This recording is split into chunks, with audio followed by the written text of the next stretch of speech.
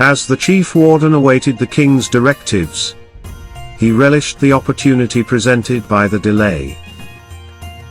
Standing before him was Turul, the legendary rebel hero, now helplessly ensnared within the cold iron grip of the dungeon's confines.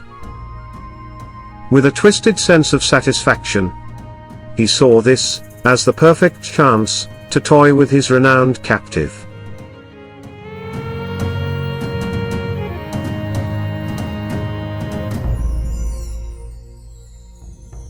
The giant intensified the pressure of the sharp claws against the exposed muscular chest.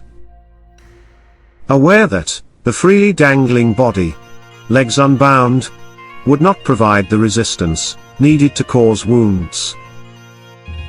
This method ensured that, while the claws did not break the skin, they inflicted increased pain.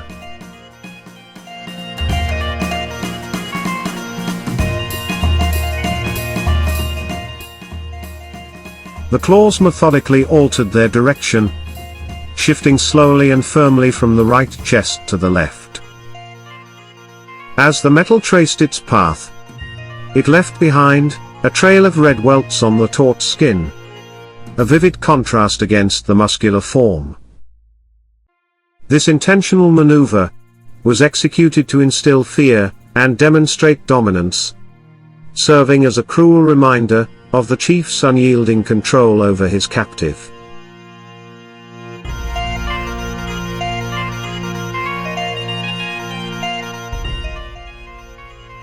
Turul's muscles tensed and contorted under the relentless pressure of the claws. His chin grew taut from clenching his teeth against the pain. This visible display of strength and endurance elicited grudging admiration from the warden, who couldn't help but comment on such resilience. Such a stout frame, ye bear, he remarked crudely.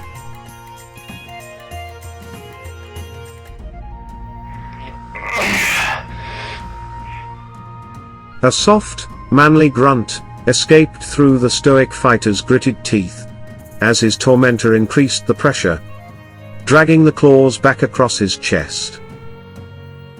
This subdued sound, though restrained, echoed the profound torment inflicted upon him, serving as a testament to his enduring strength, and the acute pain he was forced to withstand.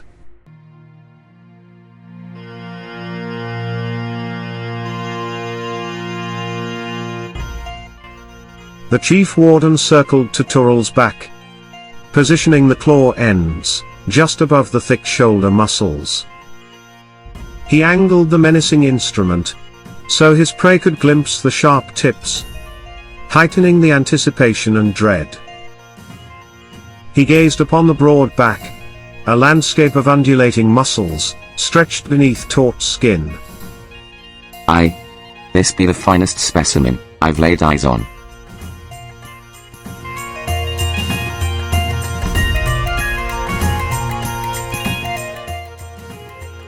Then, he pressed the sharp tips firmly against the mounds of shoulder muscle. Unlike the earlier horizontal manipulations, he exerted pressure vertically this time, directly countering the pulling of the hanging weight. The force was deliberate and penetrating, pushing past the thick skin to stress the dense muscle beneath. This application of pain was designed to maximize discomfort in the half-suspended form.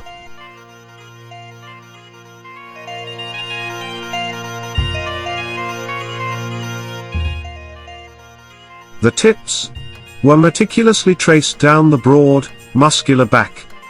Each movement, calculated to avoid breaking the skin. Instead, they pressed deeply into the thick muscle, eliciting controlled, intense pain. The path of the claws was slow and methodical, ensuring that every nerve felt the full weight of the pressure, amplifying the discomfort without causing bleeding.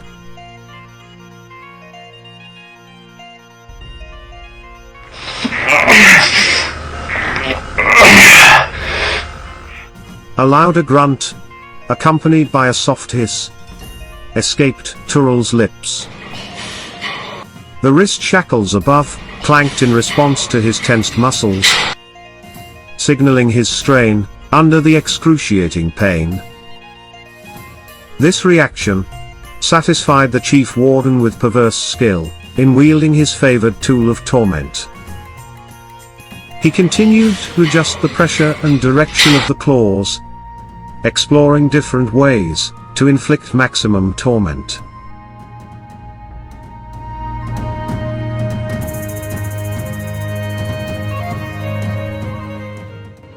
Returning to face his shackled captive, the giant repositioned himself, and pressed the sharp tips into the front shoulder muscles, exerting pressure against gravity, to intensify the pain. As he applied the force, he leaned in close, a sinister grin spreading across his face. Can't wait to really start with ye. He murmured, his voice a low growl filled with dark anticipation.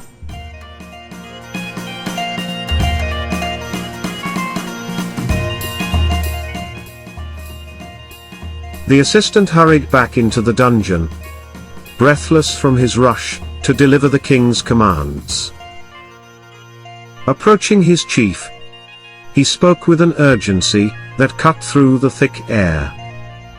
The king demands him in his private chamber right now.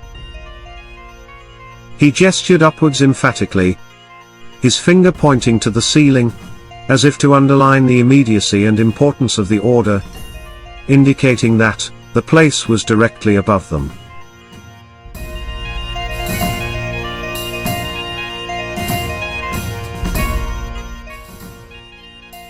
The king's order elicited a complex reaction from Turul.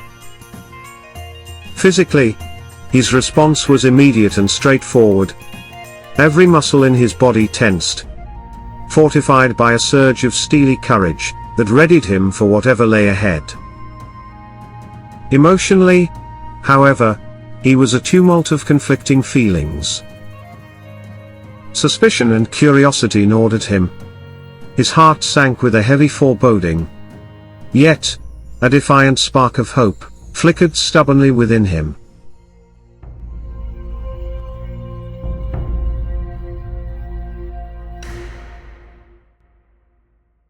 The explicit reaction came from Turul's friends confined within the cell.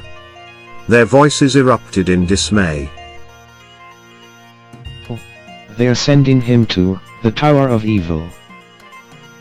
The mere mention of the king's notorious private chamber, infamously known as the Tower of Evil, sparked a wave of apprehension among them.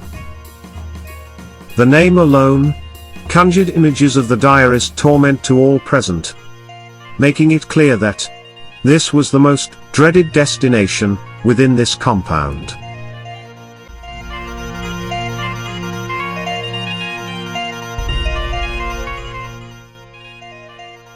Following their initial outcry, the atmosphere shifted to one of somber resignation. Soft murmurs of sympathy filled the air, as they whispered amongst themselves. Poor Turul. These words, spoken with a gentle sadness, reflected their deep concern for his fate, emphasizing the gravity of the situation, and their shared helplessness in the face of his looming ordeal.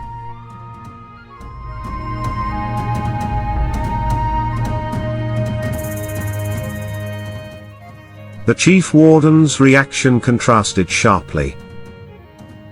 With a cruel smirk, he leaned closer, his voice dripping with mock reverence as he sneered. Ah, what a bloody honor, lad.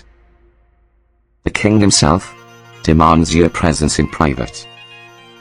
His words, laced with sarcasm, underscored the grim fate awaiting Turul, treating the dire summons as a twisted form of recognition from the highest authority.